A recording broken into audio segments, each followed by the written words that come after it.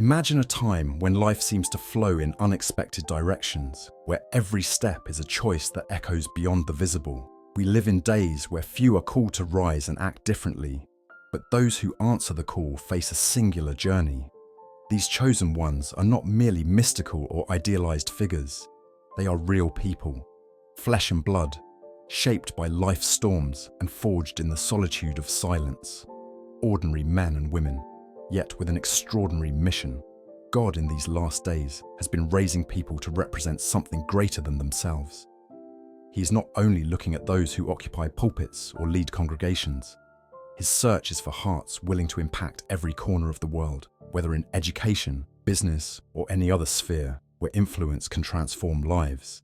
It is a call that echoes deep within, challenging complacency and demanding a commitment that goes beyond words. But there is a truth that must be faced. Not everyone who desires can immediately respond to this call. There is a price, a preparation. To be ready, one must go through trials that challenge the soul, tests that tear at the ego, and lay bare one's intentions. These tests are not superficial. They are intense, uncomfortable, and often lonely. They not only test our capacity, but reveal who we truly are. Today, we will explore these trials. We will dive into the raw, unadorned reality of what it means to be chosen. If you feel there is something greater calling you, stay with us. This journey may show you where you are and where you need to go.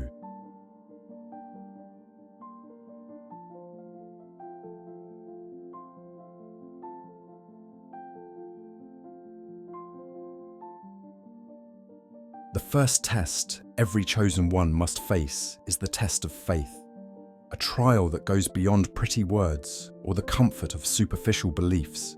This test is about standing firm when the ground seems to disappear beneath your feet, when all you see before you is chaos and there is no sign that God's promises are being fulfilled. It is in this moment that the silence becomes heavy, that doubts whisper, and that every fibre of your being is challenged to trust even without seeing. True faith is not born on sunny days, but in the dark nights of the soul, when all seems lost. Imagine yourself in a moment when everything you have planned starts to fall apart, where what you believe to be secure is ripped from your hands. Your health fails, relationships break down, the job you relied on disappears. What remains? Faith remains, but not just any faith. It is the kind of faith that refuses to give in, that does not rely on circumstances, but clings to promises like an anchor in the midst of the storm. God is not interested in a fragile faith, conditioned by what is visible and tangible. He wants to see a faith that survives the absence of answers, that grows in the barren land of uncertainty. During this test, God seems to withdraw. Prayers seem unheard, and his silence can be deafening. But it is not abandonment, it is a silent training. He watches, not to judge, but to strengthen. It is as if, in the darkness, he is moulding an unshakable rock within you, removing every particle of doubt and insecurity until faith becomes a pillar that nothing can shake. This is the moment when you learn to walk, not by what you feel, but by what you believe. This test will push you to the limit. It can be painful. It may seem as though you are alone, but it is precisely there that you meet the essence of faith, a faith that does not depend on what the eyes see, but on what the heart knows. And when you pass through this trial, you do not emerge the same. You emerge stronger, prepared, with a confidence that the world cannot take away. This is the first step on the journey of the chosen ones, an essential step to becoming someone who not only knows God, but lives as if every word from him is the only truth.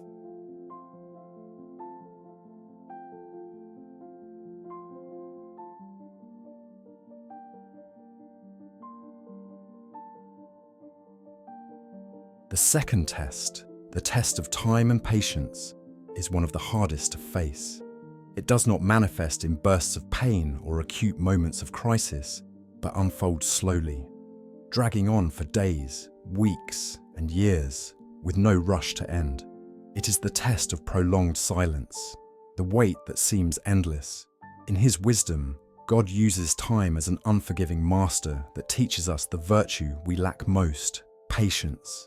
This test is not about enduring with a bowed head, but about learning to trust in God's rhythms, which are so different from our own. You may have received promises, glimpses of a future that seems so near, so within your grasp. But instead of fulfillment, what you find is a long road with no end in sight. Like Joseph, who was thrown into unjust prisons, you find yourself trapped in situations you did not choose, waiting for the right moment that never seems to arrive. And in this process, time drags on, draining your strength, testing your faith, challenging your patience.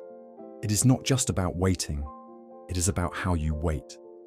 God uses these periods to shape something within us that cannot be developed in any other way. He is teaching that things of value, those that truly transform, are not born out of haste, but from patience cultivated in the soil of uncertainty. Each day of waiting is a silent lesson, an invisible preparation that transforms. God works in secret, far from human eyes, removing the impurities of pride, of self-sufficiency, teaching us to depend entirely on Him and not on our own strength. The test of time and patience reveals how willing we are to submit our will to God's timing. Prolonged waiting is not a punishment, but a refinement. Abraham waited 25 years for the promise of a son. Moses spent 40 years in the desert before he was ready to lead a people. God is in no hurry, and His delay is not a sign of forgetfulness, but of careful preparation. He is building within you the ability to trust when there are no guarantees, to persevere when there are no visible signs. This test breaks us, but it also rebuilds us in ways we never imagined. The patience learned here forms the foundation of a life that is not shaken by the passing of days. Each moment of waiting is a brick laid in the construction of something greater, something only God can see in its entirety. And when you finally pass through this test, you realize that the wait was not a loss, but a gain. A time of growth, a time of maturity that makes you strong, resilient, and ready for what is to come.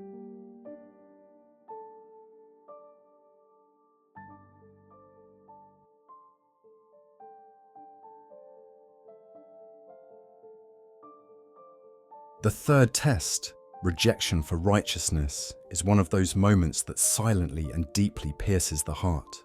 We live in a society where values are distorted, where right and wrong become relative, and what was once unacceptable is now glorified without shame. To be one of the chosen is to swim against this current, to face critical stares, to be seen as outdated or irrelevant simply for maintaining an unwavering commitment to the truth and justice that God has established. This test is not about facing visible enemies, but about bearing the weight of exclusion, misunderstanding, veiled accusations, and silent judgments. You may be rejected by friends, family, or even by society at large, not because you have done something wrong, but precisely because you have chosen to do what is right. In a world that embraces convenience over conviction, staying true to God's principles is a silent and courageous act of rebellion. This is the test of solitude in convictions. When you choose to follow the path of righteousness, the road narrows, and those walking alongside you often disappear. You may lose opportunities, friendships, or even be silenced for being a dissenting voice in a chorus that sings in favor of what is easy and comfortable. It is not a light rejection. It is a continuous emptying that tests your commitment to something greater than social acceptance. But there is an intrinsic beauty in rejection for righteousness. Each time you stand firm, something strengthens within you. This rejection is a quiet reminder that you belong to another kingdom, one that does not negotiate values or bow to the pressure of what is popular or convenient. You are not alone. Think of the prophets, the apostles, and Christ Himself, who was despised, rejected, and yet remained steadfast, faithful to His mission, never compromising on what was right. This test calls us to embrace rejection not as a burden, but as a sign that we are on the right path. It is not easy, and it often hurts deeply to be excluded for doing good. But it is in this rejection that we find God's approval. which is worth far more than any human acceptance. As you pass through this test, you not only become stronger, you become a living sign that God's righteousness still walks the earth through men and women who refuse to yield. And it is precisely this silent, unwavering strength that makes you worthy of being called chosen.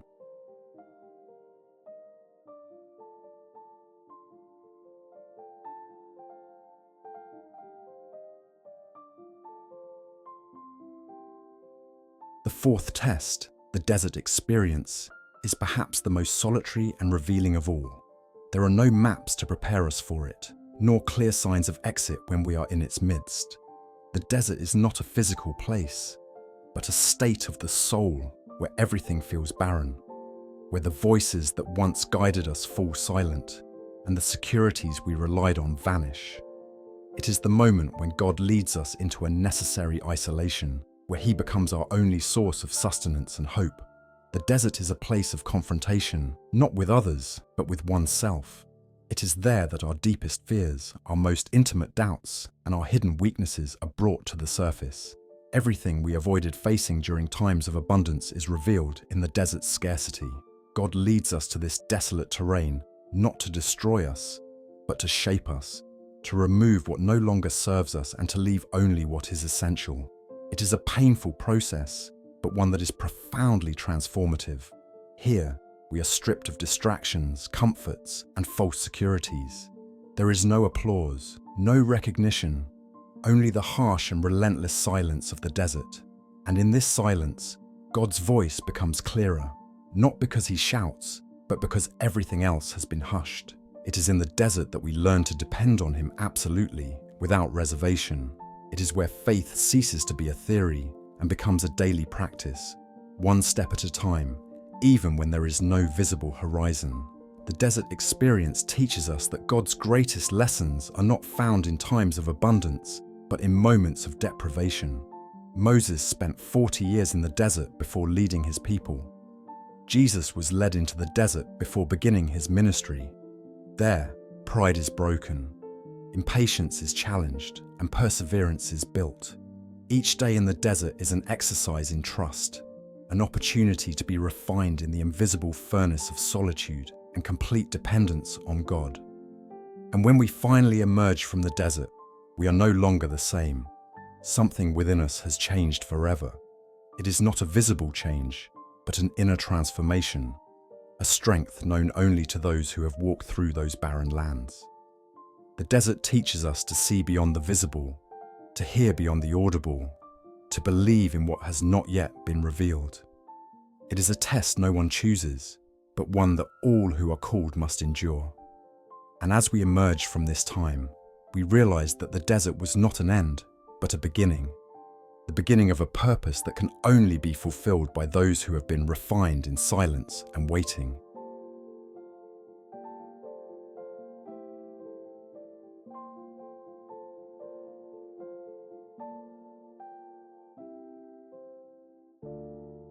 As we reach the end of this journey, one truth becomes clear. Being chosen is not a decision made in a moment of euphoria, but a commitment sealed in the heat of trials, in silent days, and in nights when faith is the only shelter. The tests we face are not mere obstacles, but essential parts of the path that transforms us from within. It is easy to desire the glorious destination, but it is in the uncertain steps, the dark stretches, and the unexpected pains that the chosen are truly shaped. Every test faced is not by chance, but a meticulous preparation. The faith that strengthens in the midst of doubt, the patience learned through waiting, the integrity that stands firm in the face of rejection, and the silent strength born in the desert. These experiences reveal that the chosen are not defined by titles or recognition, but by an invisible resilience cultivated in the backstage of the soul. It is there that character is forged, away from eyes and applause, where only God sees. If you feel the weight of these tests, know that you are not alone. There is a legion of hearts walking these difficult roads, also facing silence, waiting, rejection, and the desert. It is normal to feel small in the face of such challenges, but remember, each trial overcome is a silent confirmation that you are being prepared for something greater. It is not just about enduring, but about learning, growing, and becoming what God has planned. This journey is full of highs and lows, of silent victories and intimate struggles that few can see. But the beauty lies exactly in that, the process, in the transformation that occurs within each one who decides to persevere, who refuses to give up when everything seems to conspire against them. The chosen are not perfect, but they are those who, even in their imperfection, keep walking, keep believing, and keep surrendering to the divine process, even when they do not understand the why. The journey of the chosen is continuous and challenging, but it is also a journey of hope. Every test overcome is a step closer to the purpose, a new layer of strength and wisdom that accumulates. There is no glory without pain, nor purpose without trial. So, move forward. Stay strong, even when the path seems uncertain. You are being prepared for something only you can fulfill. And in the end, every tear, every weight, every rejection, and every desert will make sense, revealing that in truth, God was always there, shaping you for something magnificent.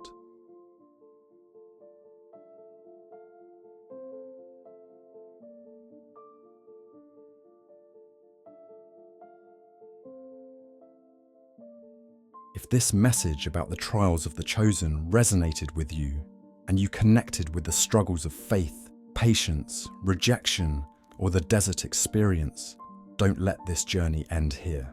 Subscribe to the channel for more content on spiritual growth. Like the video to help us reach more people, and share it with someone you know who is facing similar challenges. Your interaction is essential in helping others discover how to face their trials with courage and purpose. Join us in the comments. Share your own experiences of overcoming and strengthen this community of faith, motivation, and transformation. Here, you're not alone. We're a group of people striving to live out the purpose that God has set for each of us.